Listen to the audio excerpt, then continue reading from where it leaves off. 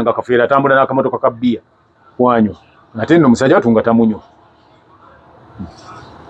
Kafeero yali tanywa bbiya nganywa wala bantu balowooza nti Kafeero yali mutamiivu, yali tanywa bbiya. Okay, nga tanywa bbiya naye nganywa wala ekyomukisa omulungi nga amunywa naye ng'ate akola birungi nga yali control. Nze ntuuka n'okulowooza nti ye tabeerako mu bulamu bwo ng'ali soba. Kafeero mmwe mwali mu mulabo obubi, mwali mu mutegeera bubi. N'ekifaananyi kye yatusiigiranga buli wajja okuyimba anti ekyo asobola n'okibasiigiranga. Waliwo ku firimu ku TikTok okwo kuliko omuvubuka ye nga kye yatusiigira nti ayagala nnyo okulya, munene bw'ati abeerako nnyo okwo, abeera n'ekisajja ekimpimpi bw'ati nga ayagala nnyo y'okulya. Waliwo n'abalala batusiigira ekifaananyi ky'okulya nga bagenda ne bayisa omukono mu bituli ne bakwata ebyokulya by'abantu mu nde. Najja n'abibako. Kati Kafeero Kafeero teyali mutamiivu, naye yalina ekizibu kimu nti Kafeero was artistic, yali muzannyi era yalinga azannya nnyo ebifo eby'obutamiivu. Kati n'asigala nga era bw'ayogera ng'owulira nga ayogera naye ng'ate bw'aba nze kuba ebbanga linamalanga naye nga tuyinza okubeerawo batwagenze tulina gye twagenze ne tumala ennaku 2 nga tuli naye naye nga tetunyumya. Muli mwenna ng'era tayagala ove waali.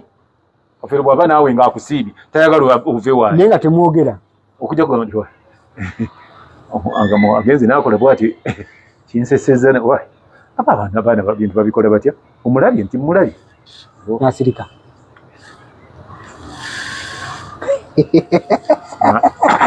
Kati nze nno kyengenda okukola anti gwe wooli abaana beetegeke biba biteredde oyinza n'okubayisaamu nze kampumulemu.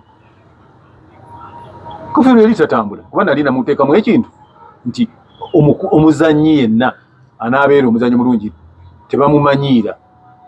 So I don't want you to be out, so abantu getting used nabo. Njagala ogende ku stage nga abantu balinze ggwe. Sisi kubeera mu bantu ng'obazungira. Mu Uganda nze ndasooka okussaawo system nga Kafeero ayimba bw'ojja osooka n'oyimba ennyimba 10 nga tewali mulala ayimbye 10 zisooka zisuule wali. Kafeero bwe yajja ku stage nga bakagulawo n'oluyimba lwaffe nga bwe kulaba endongo yakulabako bwe yetandika bweggwa abayimbi baali 4 ne bayimba.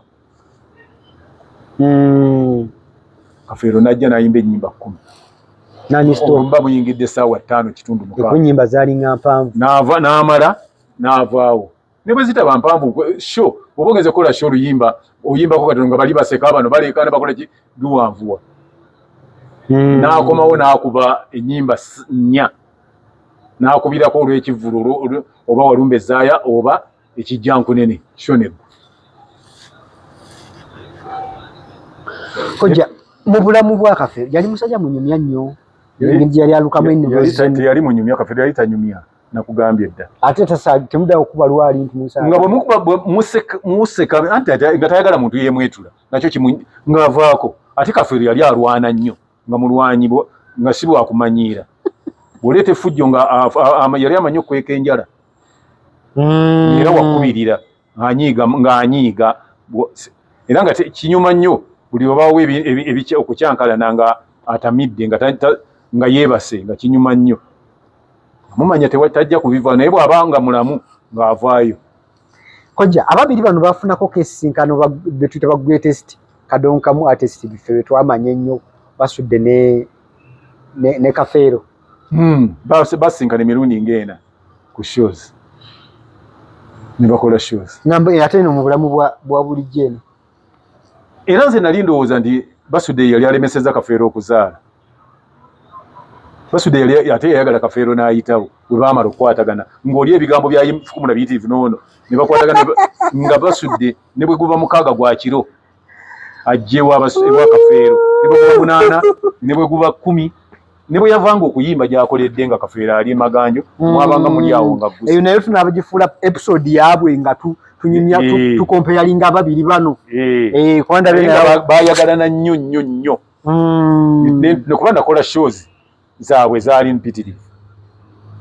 Ababiri bano ko bonna bali ate ne wabawo eyangira kayimbira netwala gundi ezo bakwano bange abakayimbira kuba bakola balina omuzanyo gwe baali bawandiise kati nga balina okugenda kafeera abeeremu naye kuwa olwo bagenda omunoonya nga twabadde tulina gye tuva nze ne mwawukanako nagenda omwawukanako kafeero n'avuga piki nemukuba yali emusi banoonya bangwako aluwa ne bagamba nti kafeero tugende eka naye si birungi tutuuka eka nga basi kafeero pikipiki yakubye oli yenna nga bwejamabwa yenna nga bwakugenda ku peyinikiira naye nga bagala muzanyisa nga so ya lunaku olwo ya lwa mukaaga naye nga olwekutaano ekiro yagudde ku piki yagula epikipiki 450 nga pikipiki 450 eba y'amaanyi nnyo era yagivugirako yali yanzija mbalala ne tujja e Kampala nga tugenda ku recordinga mu studio tulina kutuukamu ku makya ffe tuba tutandika nenkakanyalira ku pikipiki nagibeerako bwenti okuva lwe natuuse paka saawa nnyo omusana nga gwase nga lwenfunamu akangubanguba kafeero yeyambuka okuva embalala naye natuuka nkakanyadde nga buli bwokwata bwenti nze nkakanyadde olwo lwe bamuyita bano bagenda okugira baba bakola gundi yaabwe yamala n'azannya ku olwo naye nga mulwadde nga ebiwundu era okuva olwo teyaddayo kujjako nkuufiira enkuufiira neenogera ddala kuba enkovu ya wano yaliyo yalemerawo teyavaawo eya piki waliwo n'endala ate era nga piki yali yamukubako dde emabega neemuleeta enkovu wano bwe wati kyova olaba kafeero yali ojja kusanga buli kifaananyi kye ng'asibye amapeesa paka muno bw'ati yalina enkovu wano eya piki kati duwo yaabwe yalinga bakolanga ebyo tujja gendawo kojja tujja kukola comparison yaabwe naye kati akakulu ennyo nga tumaliza episode eno biki ebyokojja byejjukira mu bulamu bw'omugenzi ono byotalaba mu bantu balala bano ba artist ebyenkizo mu bulamu bwe okuba nti kafeero yalinga ali mu kibiina ki yali nga ye taliiko nti nina abayimbi ng'ajja ku sho n'agikola obwomu n'agenda n'agimala abasigadde mmwe mumanyi ne bwe mutakola ate baakola nabo ng'abaagala obbafiirako paka olwaleero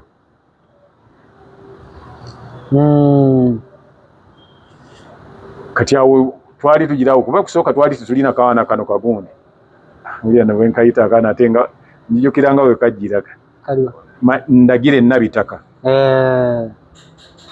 yagenda okujja Josephine ng'alina oluyimba kalulungi ne mugamba nti waliwo akaana kalina oluyimba bannange oluyimba baluyita saategeera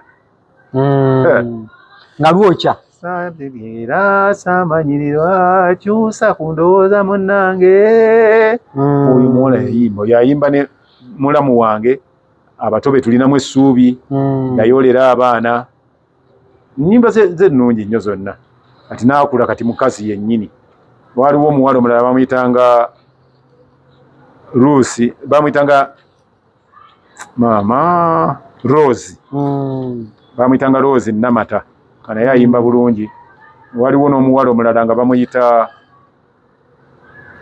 naye yafa bamuyitanga Ttatu awo gwe yali ku costume ye wardrobe mistress nga yayambaza kafeero bw'abazze tanyumye nga gwembuuza nti lwaki tanyumye lwaki afaananye bw'ati oyo n'endagire and they did their work tremendously okulaba nga omukulu afaanana bw'ati nga bwe byafaanana kale ali mutulaba ku mikutu gyaffe gino nkwebaza okensuso negamba nti walinnya okubeera nga otulaba kojja ono twafunye omukisa nti ebigambo byayogera si binyumize si byambu ebigambo byayogera bya ddala era yalinga n'omukulu ono tujja kulabako ku bulamu bwa Kafeero bulala nga bwegambye mu episode zijja kujja mu maaso eyo mpitirivu nnyo era nga nkusuubiza nti episode ejja kujja tugenda kwogera ku bulamu bwe obwa Kafeero ne Bisirikirwa ayingirira bwowa kuba essaawa zino ku mikutu gyonna bw'ogigenderera gyonna boogera nnyo ku mukyala Bisirikirwa so nga ate era ebintu bingi nga bano abaakula naye abagamba nti